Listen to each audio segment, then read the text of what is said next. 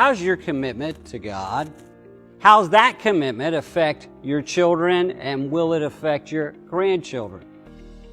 The Bible gives us a principle of 3 generations. We see as they were getting ready to go into the promised land, we see at the end of Joshua 24, people that wanted to serve God because they knew God and they had experienced Him doing marvelous things in their lives. Their children, the 2nd generation, we read about in Judges, as this one died, they came into leadership and they knew about God because of their parents.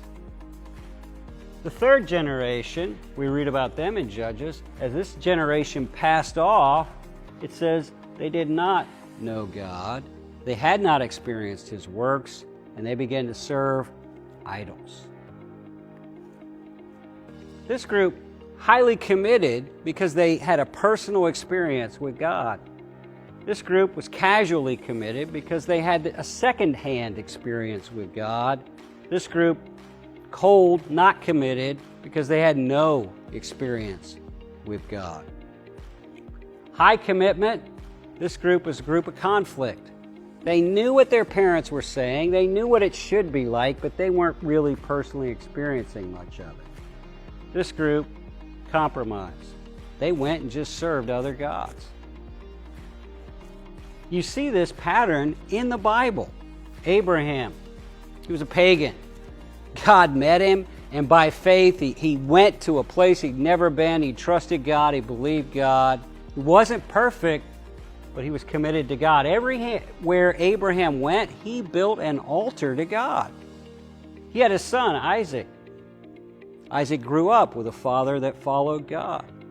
Isaac was casual in his commitment to God. Everywhere he went, he built a well. He had a son, Esau and Jacob. Neither of them were following God.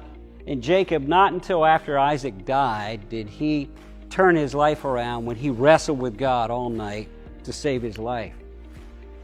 David, King David, a man after God's own heart. He wasn't perfect, but he was fully committed to God, his whole heart. Solomon, his son, more sophisticated, more educated. He served God. He knew all the right things to say. He built a temple, but he also married foreign wives, brought idolatry into the land. He was mixed, half a heart. And then you have his son, Rehoboam, who had no heart for God and went full bore into idolatry. You know, you see it in churches. People that get saved, they're on fire for God.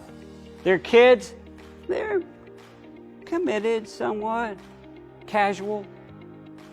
But their kids, they drop out. The dropout rate of students who are in church when they grow up is 8 out of 10. In the United States, the dropout rate is rising because of the apostasy in our land. Where are you on this chart? This is where you need to be. No matter where you're at, this is where you need to be. You need to know God, and you need to experience Him and His works in your life. You need to be fully committed to God today.